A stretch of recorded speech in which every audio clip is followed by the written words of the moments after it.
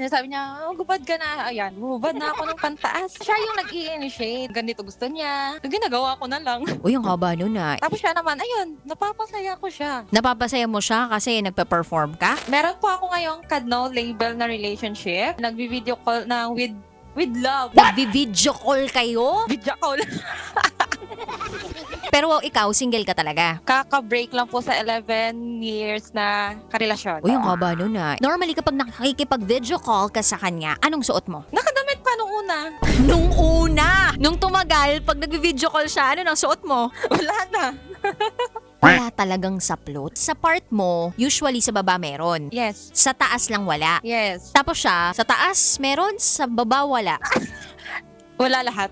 Eh bakit sa'yo, hindi lahat wala? First time ko po kasi. Lesbian kasi yung ex ko. Kumbaga, hindi ka sanay sa talong, sanay ka sa tahong. Kung sakaling etong taong to, hindi ka pabigyan ng label, ano gagawin mo? Iniisip ko nga rin araw-araw. So, sabi ko nga, ba't ako nagsisettle sa ganon? So, sabi ko naman kasi nag-enjoy ako. At saka, give and take naman. Araw-araw may kachat ako, may ka-good morning hanggang good night. Tapos siya naman, ayun, napapasaya ko siya. Napapasaya mo siya kasi nagpe-perform ka?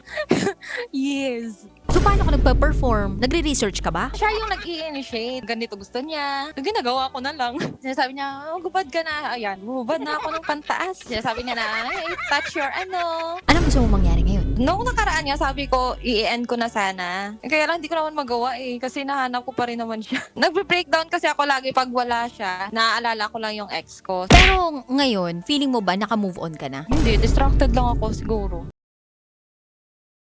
Wow! Enjoy na enjoy sa mga videos namin. Nako, Marami pa niyan dito, kabisyo. Kaya para mas feel good ka, I-like mo na ang video na to. At mag-subscribe na sa aming YouTube channel! Don't forget to click the notification bell Para lagi kang updated sa amin.